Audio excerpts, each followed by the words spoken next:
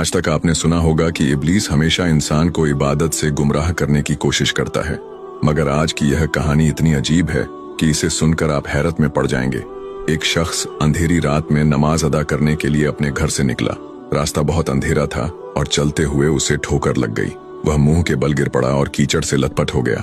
गंदे कपड़े देखकर वह वापस घर लौटा, लिबास बदला और फिर से मस्जिद की ओर रवाना हुआ। अभी कुछ ही कदम चला था कि उसे दोबारा ठोकर लगी और वह फिर गिर पड़ा, मगर उसकी हिम्मत कम न हुई। वह फिर घर लौटा, कपड़े बदले और एक बार फिर मस्जिद की ओर बढ़ा। इस बार जब वह घर से बाहर निकला तो दरवाजे पर एक अजनबी खड़ा था, जिसके हाथ में एक चमकता हुआ चिराग था। अजनबी चुपचाप उसके आगे आगे मस्जिद की तरफ चल पड़ा। चिराग की रोशनी में इस बार रास्ता साफ नजर आ रहा था और वह बिना किसी मुश्किल के मस्जिद पहुंच गया। मस्जिद के दरवाजे पर वह अजनबी ठहर गया और नमाजी अंदर चला गया। नमाज अदा करने के बाद जब वह बाहर निकला तो देखा कि वह अजनबी अभी भी खड़ा था, मानो उसे घर छोड़ने आया हो। नमाजी को अजनबी पर शक हुआ और उसने उससे पूछा, आप कौन हैं?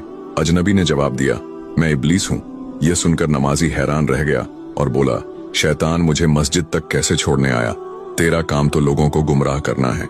इब्लीस हंसते हुए बोला, जब पहली बार तू गिरा तो अल्लाह ने तेरे सारे गुनाह माफ कर दिए।